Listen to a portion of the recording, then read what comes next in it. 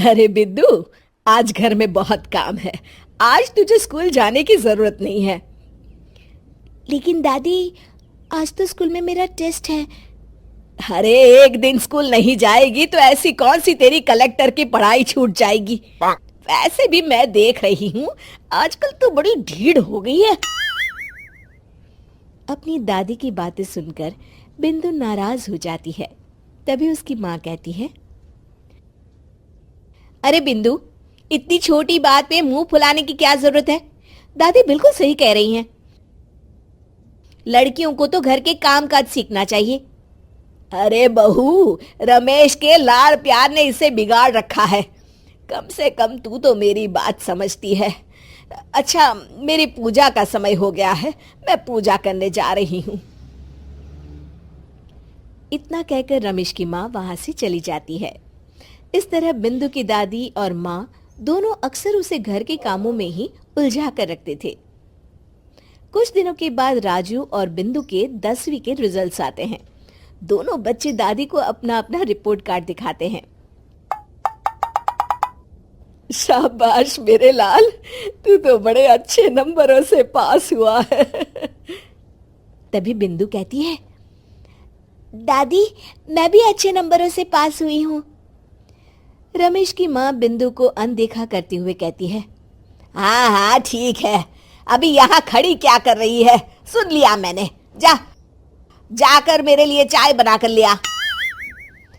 बिंदु उदास होकर चाय बनाने किचन में चली जाती है। तभी राजू कहता है, दादी, मैं क्रिकेट के कोचिंग सेंटर में एडमिशन लेना चाहता हूँ। अरे वाह राजू बेटा, ये तो तूने बड़ी अच्छी बात कही। तू कल ही अपना एडमिशन करा ले, जितनी भी फीस होगी मैं दे दूंगी। अरे एक दिन मेरा पोता विराट कोहली बनेगा। इस तरह अक्सर रमेश की माँ अपनी पोती बिंदु के साथ दुर्व्यवहार करती थी।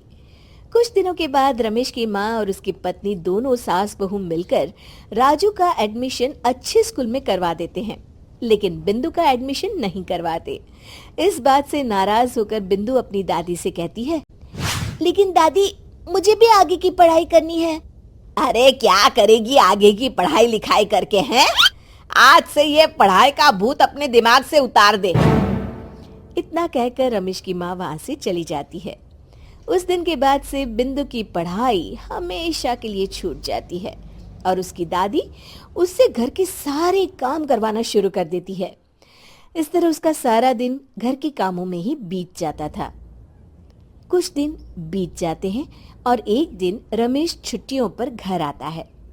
बिंदु को घर के काम करते हुए देख उससे कहता है, अरे बिंदु बेटा, तुम स्कूल नहीं गई? पिताजी, दादी ने मेरा एडमिशन कराने से मना कर दिया है।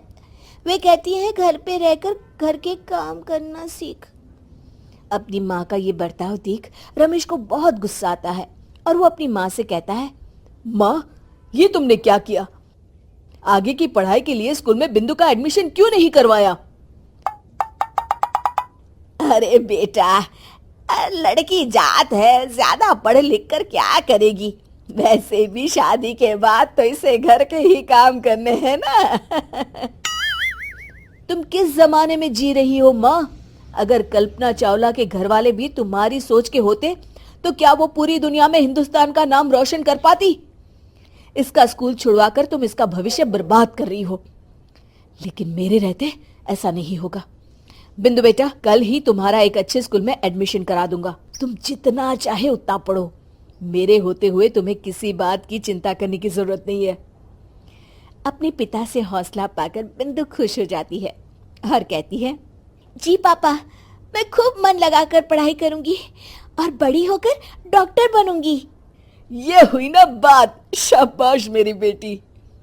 शिक्षा, लड़का हो या लड़की, हमें दोनों को आगे बढ़ने का मौका देना चाहिए।